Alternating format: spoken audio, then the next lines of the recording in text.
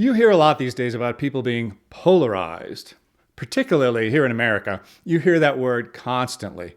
People are polarized, people are angry, people disagree, and most people, when they hear these statements, have a general feeling that it's really, nobody's fault. It's just simple disagreements. And that intelligent people can disagree over complex issues, right? It's just, you see that people have different experiences and different viewpoints and different biases, and that's all. Very natural, understandable.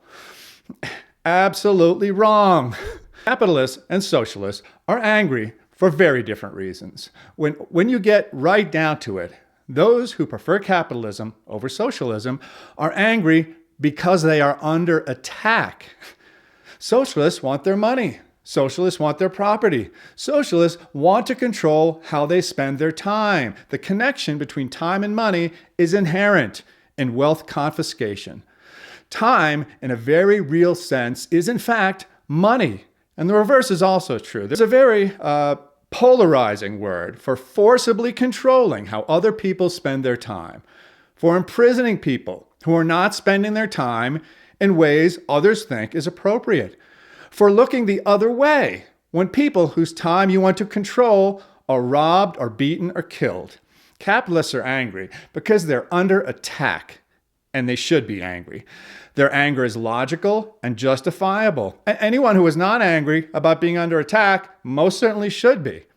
On the other hand, why are socialists angry? They're angry because they're being prevented from attacking. As I said before, socialists want our time and our money and our freedom. And they feel they are entitled to use violence to extract these things from us. Virtually every policy being pushed by today's tyrannical left is focused on one thing and one thing only: attacking individual freedom. Ironically, they're somewhat even-handed in this way because they want to attack the individual freedom of both those who disagree with them and those who agree with them. It's just that those who agree with them in the warped psychological world that these people inhabit feel that they should be attacked. They deserve to be attacked. That they have earned, simply from the act of being human, every bit of pain inflicted on them by their fellow socialists.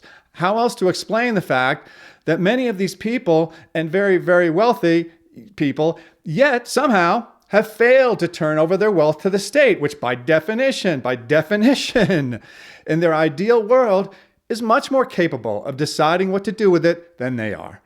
Socialists are angry because they are being prevented from attacking.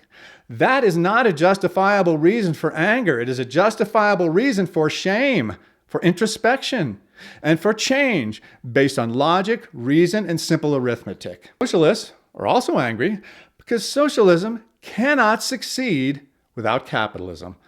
Put simply, they need us, but we don't need them. I can understand how this would be infuriating. Even Karl Marx, the patron saint of socialism's close cousin, communism, acknowledged this inexplicably.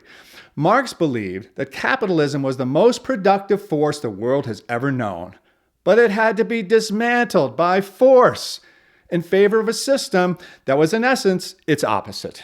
His reasoning, if you want to call it that, and that of all socialists, is driven not by logic or common sense, but by emotion, envy, and a thirst for power through brute force.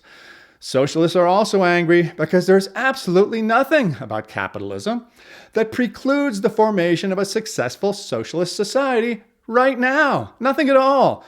The main tenet of socialism is that the means of production, which means private companies in today's world. Means of production is a kind of an antiquated term for the property, materials, and labor required to produce goods and services.